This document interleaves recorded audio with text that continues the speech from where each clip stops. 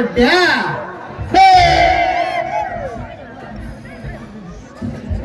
ಒಬ್ಬ ಶಾಸಕರ ಅಧಿಕಾರ 5 ವರ್ಷ, ಒಬ್ಬ ಮುಖ್ಯಮಂತ್ರಿ ಅಧಿಕಾರ 15 ವರ್ಷ,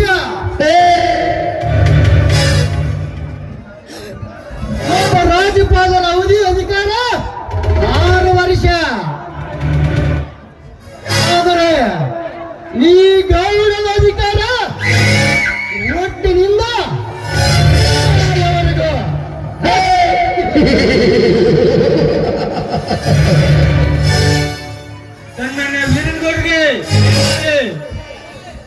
ಸನ್ಮಾನ್ಯ ವೀರನಗೌಡರಿಗೆ ಜಯವಾಗಲಿ. ಸನ್ಮಾನ್ಯ ವೀರನಗೌಡರಿಗೆ ಜಯವಾಗಲಿ. ಸೀತಾಪತಿ ನಾವು ಕಿವಿಲಿ ನನ್ನ ಪ್ಲಾನ್ ಏನಾಯ್ತು? ಫುಲ್ ಸಕ್ಸಸ್ ಆಗೈತಿ ಗೌಡ್ರ. ನಾವು ಹೇಳ್ಕಟ್ಟಿದ್ದ ಅಟಾತಡ ಆ ಗುಜರಾತ್ ಎತ್ತಿನಂತ ವೀರ ಮನೆಗೋರ್ ಕೂಡ ಬೆಂಕಿ ಎತ್ತಿ ದಗ ದಗ ದಗ ಅಷ್ಟು ಉರಿಯಾಕೈತಿ ಬಿಡತ್ತಂತ್ರಿ. ಹತ್ತಿ ಉರಿಲೇಬೇಕು ಸೀತಾಪತಿ, ಬೆಂಕಿ ಹತ್ತಿ ಉರಿಲೇಬೇಕು.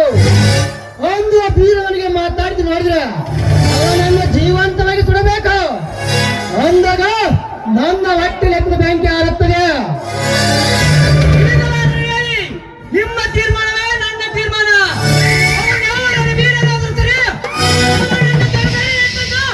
ನಿಮ್ಮ ಈ ಪವಿತ್ರ ಪಾಲಕ್ಕೆ ಕಡಿದು ಹಾಕ್ತೀರಿ. ನೀನೇ ಕಾವು ಕೈ ಕಡಿದು ಹೊಲ್ಸ್ಬೇಕಂತ ಬೇಬರ್ಸಿ ಸುಡಕತ್ತೈತ್ಯ.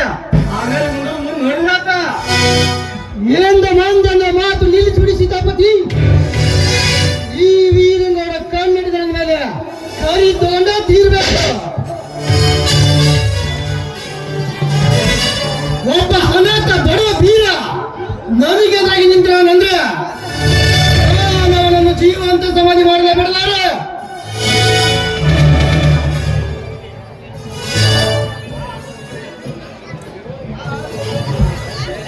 ಆ ಹಾಡುವ ಕೋಗಿಲ ಕಂಠವನ್ನು ಕತ್ತರಿಸಿದಾಗಲೇ ನನ್ನ ಅಪ್ಪಗೆ ಶಾಂತಿ. ನಾನು ಒಂದು ಸಲ ವಿಧಾನಸೌಧದಲ್ಲಿ ಕುಣಿದರೆ ಇಡೀ ಸದನವೇ ನಡುಗುತ್ತದೆ.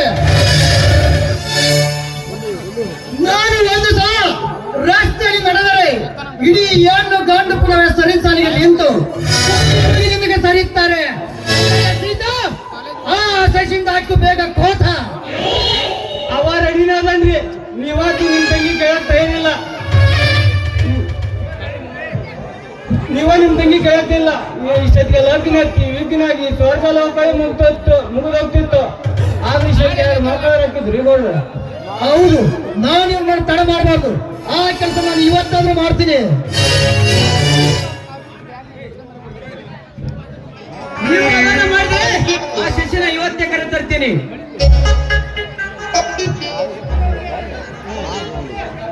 ಶಿಸ್ತಾಗಿ ಸಂಗೀತಗಾರನ್ ತರಿಸಿ ಊರಿ ಬಿಡೋಣ ತುತ್ತೂರಿ.